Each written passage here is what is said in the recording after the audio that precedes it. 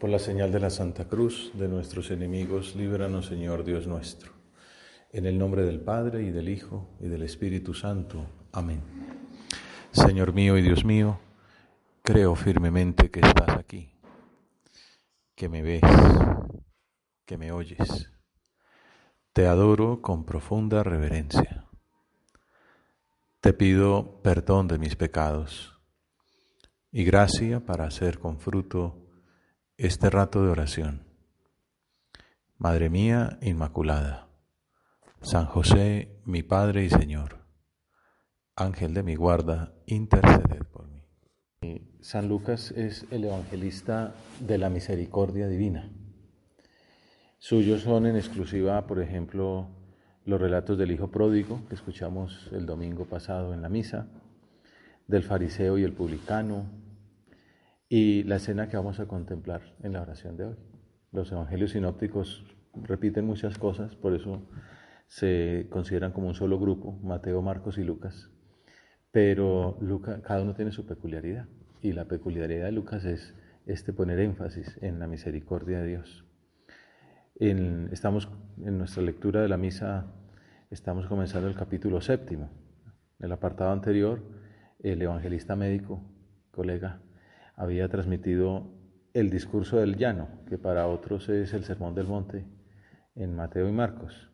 Y la virtud clave de ese discurso era precisamente la misericordia de Dios.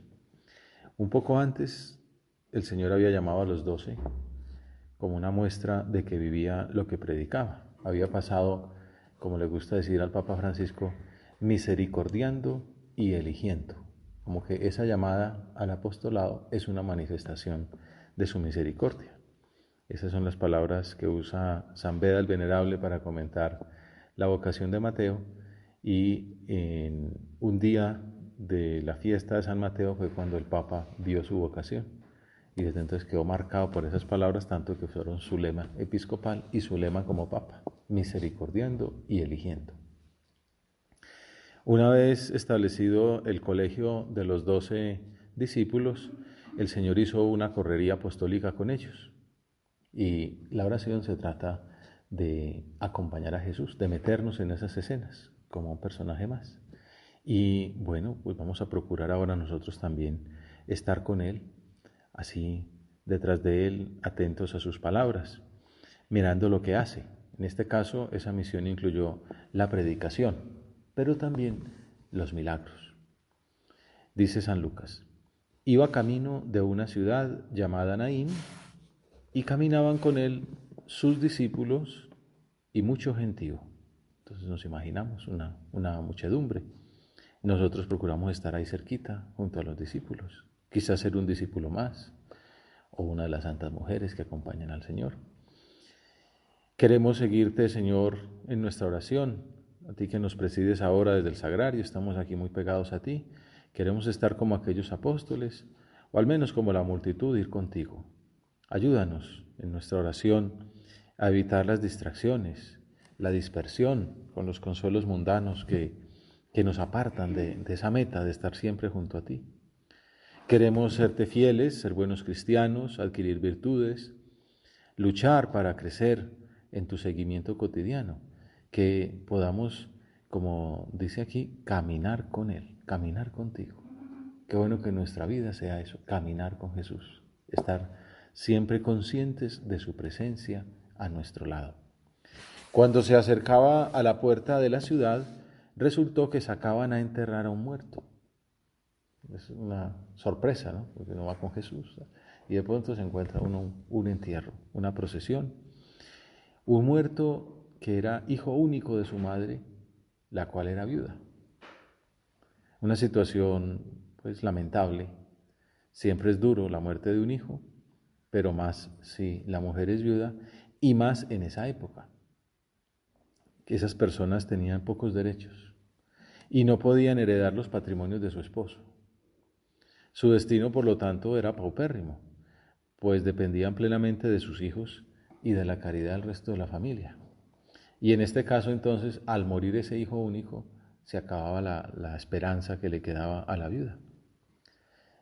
Sin embargo, en su generosidad, ¿no?, proverbial de las madres, habría gastado buena parte de los ahorros para darle un entierro digno, quizá contratando un servicio que en ese entonces prestaban, que eran las plañideras, unas mujeres a las que uno les pagaba para que lloraran, ¿no?, para que se notara que se dolía mucho por la muerte del fallecido.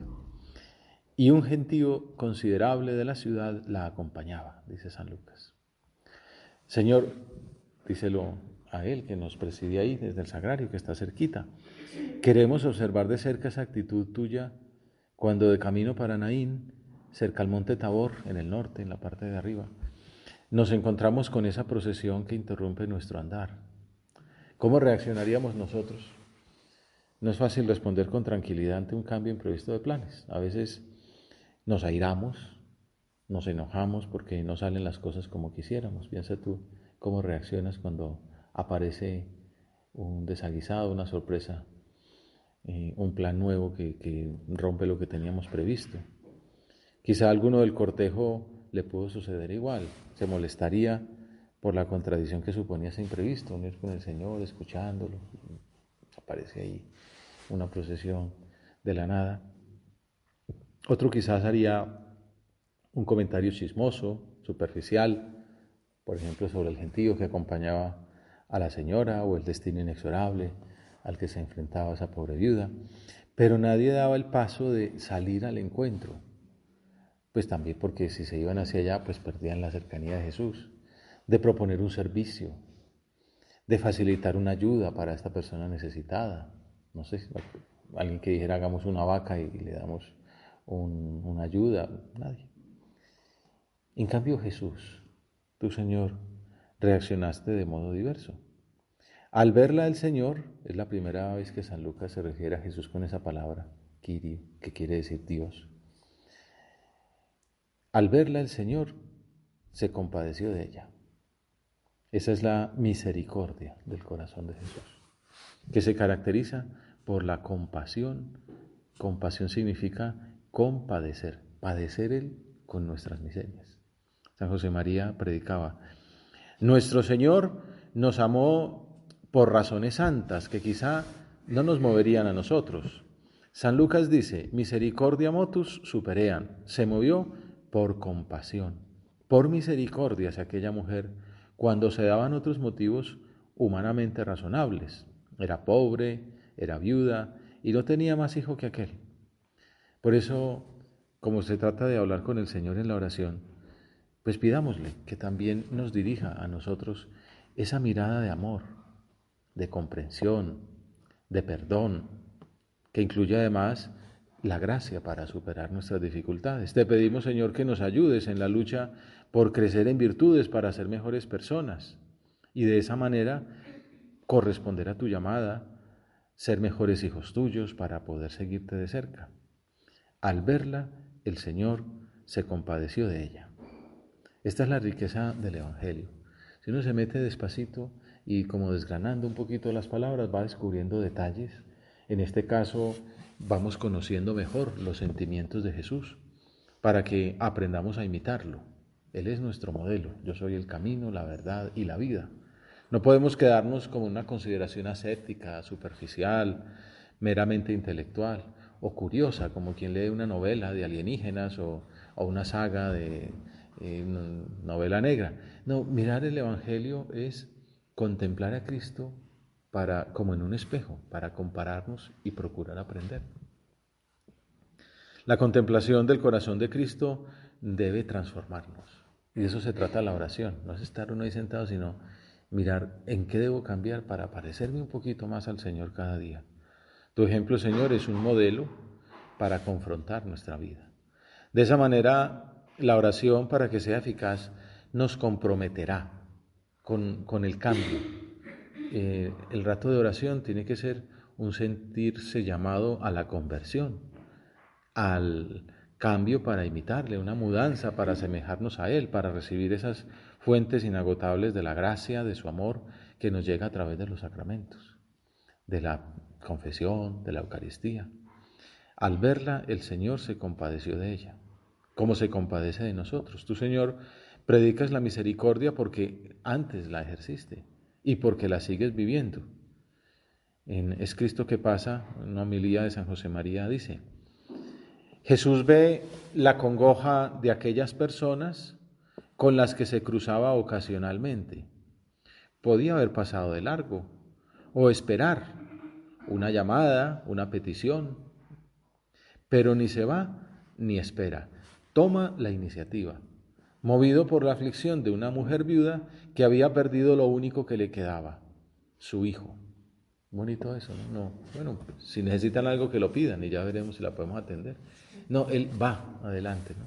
Como el buen samaritano, el Señor tiene los ojos dilatados por el amor para ver el sufrimiento ajeno, para compadecerse, que es ese padecer con la persona que sufre.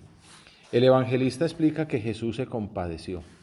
Quizá se conmovería también exteriormente, como en la muerte de Lázaro. ¿Se acuerdan que cuando está frente al sepulcro de Lázaro dice, Jesús lloró? Quizá también en esta ocasión lloró. No es Jesucristo insensible ante el padecimiento que nace del amor, ni se goza en separar a los hijos de los padres. Supera la muerte para dar la vida, para que estén cerca los que se quieren. Por eso el Señor no evitó el cortejo. Antes bien, se dirigió directamente a la viuda. Pensemos también como la perspectiva de esa pobre mujer. Ya hemos visto todo lo que está sufriendo, todo lo que se le viene en el futuro, o sea, la debacle existencial en la que se encuentra. Quizá ha recibido todo tipo de consuelos, pero que pues no logran más allá de saberse acompañada. El Señor se acercó y le dijo, no llores. Cristo conoce que le rodea una multitud, que permanecerá pasmada ante el milagro, irá pregonando el suceso por toda la comarca, pero el Señor no actúa artificialmente para realizar un gesto. Se siente sencillamente afectado por el sufrimiento de aquella mujer y no puede dejar de consolarla. En efecto, se acercó a ella y le dijo, no llores, que es como darle a entender, no quiero verte en lágrimas, porque yo he venido a traer a la tierra el gozo y la paz. Bueno, es bueno que nos sintamos nosotros protagonistas, que sintamos que así también el Señor se dirige a nosotros ahora, ante nuestras angustias, ante nuestras necesidades, ante nuestras inquietudes, ante nuestros muertos, ¿no? En este rato de oración, abre tu corazón al Señor, háblale. Dile esas inquietudes que tienes, esos problemas existenciales, grandes o pequeños, esos miedos, esas ansiedades, esos sufrimientos, los sueños grandes también. Para eso está el Señor, para eso ha venido, para compadecerse, para padecer con nosotros nuestros sufrimientos, para Él ser nuestro cirineo y llevar nuestras cruces. Vele diciendo, mientras yo voy hablando, ve poniendo delante del Señor la pena que más te aqueja, lo que más te acongoja, lo que más te hace sufrir, lo que te da un poco de temor. Y escucha esas palabras de Jesús, que nos dice, no llores. Yo he venido a traer a la tierra el gozo y la paz. Como decía el Papa Juan Pablo II y el Papa Benedicto, no tengas miedo. Luego tiene lugar el milagro, manifestación del poder de Cristo, Dios, pero antes fue la conmoción de su alma, manifestación evidente de la ternura de ese corazón de Cristo hecho hombre. No estamos solos, Dios nos quiere uno a uno. Y esa es esa autoestima del cristiano que tiene que hacernos sentir muy bien, muy tranquilos. Saber, soy hijo de Dios, Dios me ama, Cristo vive, ha dado su vida por mí. Como nos escribía el Papa en esa carta a los jóvenes, la Christus vive. Como unos mensajes que hay que tener claros en la cabeza.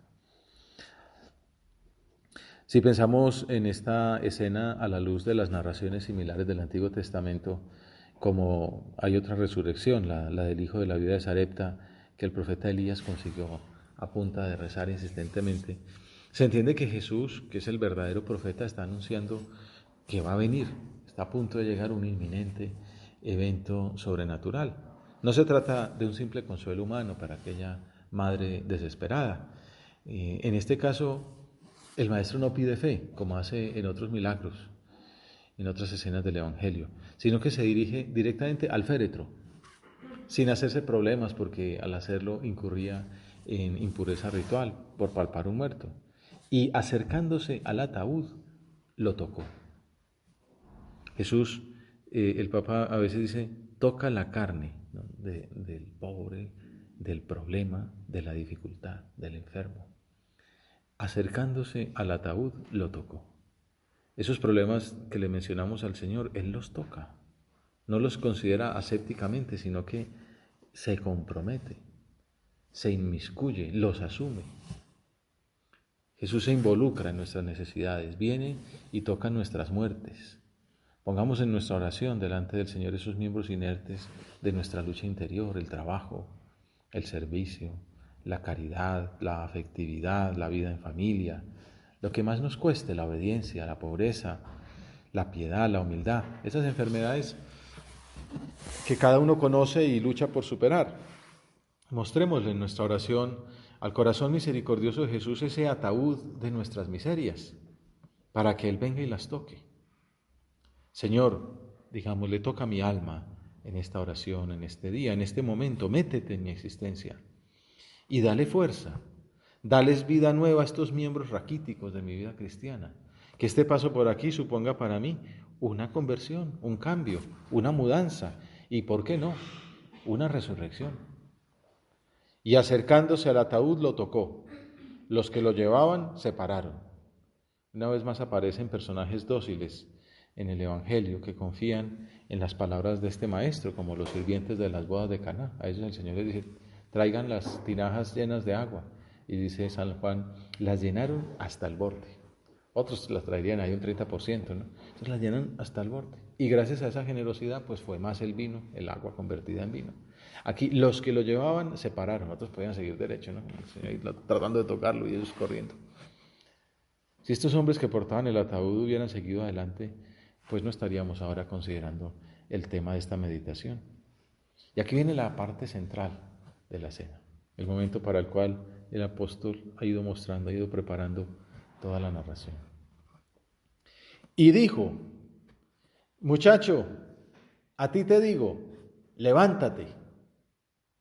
Son unas palabras directas, como las que dirigió a la hija de Jairo cuando yacía en cama, Talita Cumi. O al mismo Lázaro, que ya estaba sepultado. Lázaro, ven afuera. Palabras que es bueno que sintamos destinadas a nosotros, que podemos estar medio muertos a la santidad por causa de nuestros pecados, de la comodidad, del egoísmo, de la sensualidad, de la soberbia. Y si no estamos muertos, quizá podemos estar languideciendo en estado de tibieza o de asedia, como se llama tradicionalmente en la literatura ascética, como dice el catecismo, de vacilación, de negligencia en responder al amor divino. Pues la misericordia del Señor se orientó a aquella mujer, al muchacho resucitado, que es quien recibió directamente esa acción salvífica de Cristo, y también a aquellas muchedumbres, la que lo seguía a él, la que acompañaba al cortejo fúnebre, y bueno, y toda esa multitud de personas que acudiríamos a la escena a lo largo de los siglos. ¿Para qué te diriges, Señor, a todas estas gentes? Podemos preguntarnos. Pues para que supiéramos que también a nosotros se dirigen estas palabras cuando estemos postrados por nuestras miserias. Muchacho, a ti te lo digo, levántate. Así nos dices hoy. Podemos tomar esa frase como el leitmotiv de este día, esta escena del Evangelio que se dirige a mí. Levántate. Nos recuerda la recriminación a los apóstoles al final de la oración en el huerto. Levántense, vamos. ¿Ya para qué? Ya llegaron los enemigos. San José María enseñaba que la vida interior se compone de muchos sucesos, como este que estamos contemplando en Naín. Que ese resucitar es comenzar y volver a recomenzar. Que en la vida interior estamos resucitando a cada momento, con actos de contrición, de dolor y de reparación. Todos fallamos, todos nos equivocamos, todos pecamos. Con la ayuda de Dios, no gravemente, pero también a veces puede suceder. No tiene por qué pasar, pero si sucede, está el Señor diciéndonos, muchacho, a ti te lo digo, levántate, y dándonos la gracia para lograrlo. Hay otra historia paralela en el Evangelio, cuando es un domingo, lo ponen en comparación con Elías, la vida de Sarepta, concluye diciendo que el Señor escuchó la voz de Elías y el alma del niño volvió a él y revivió. Tomó Elías al niño, lo bajó de la habitación de arriba de la casa y se lo dio a su madre y dijo, mira, tu hijo vive. En cambio, este relato de San Lucas es más sencillo. El muerto se incorporó y empezó a hablar. Vuelve a la vida y lo manifiesta hablando. Aquí podemos ver una alusión a la importancia de la sinceridad para salir de la muerte del pecado. Llamar a las cosas por su nombre, decirlo en la dirección espiritual con toda sencillez, en el sacramento de la penitencia. Dice esto. Eso es ese pasaje tan importante de la vida espiritual que mencionábamos, comenzar y recomenzar. La vida espiritual del cristiano es comenzar muchas veces y embarrarla, caer, pues volverse a levantar, recuperarse, recomenzar, volver a empezar tantas veces. Como la vida del estudiante, que a veces pierde un quiz, pierde un parcial, pero eso no es lo importante. Lo importante es que con harto estudio, más adelante se recupera y se supera y se pasa adelante, una y otra vez. Bueno, pues en la vida espiritual también. Dice San José María, la misericordia que Dios muestra nos ha de empujar siempre a volver. Hijos míos, mejor es no marcharse de su lado, no abandonarle. Pero si alguna vez, por debilidad humana, os marcháis, regresad corriendo. Él nos recibe siempre como el padre del hijo pródigo, con más intensidad de amor. Es un consejo estupendo para tenerlo para toda la vida, porque además toca aplicarlo. Hay gente, pues como San Judas, iba a decir San Judas, ¿no? Como Judas, ¿no? Judas Iscariote. Hay San Judas Tadeo, pero Judas Iscariote la embarró, como la embarró Pedro. El último día todos, excepto San Juan, dejaron al Señor. Pedro lo negó no una ni dos, sino 3 veces. Pero se marchó, lo abandonó, pero regresó corriendo y terminó siendo el Papa. Judas Iscariote abandonó al Señor, se marchó de su lado, lo traicionó y no regresó corriendo y terminó suicidándose, porque se encerró en sí mismo. No dejó que el Señor viniera y le dijera, muchacho, a ti te lo digo, levántate. No fue sincero, no habló, no se levantó y habló. Y se lo entregó a su madre.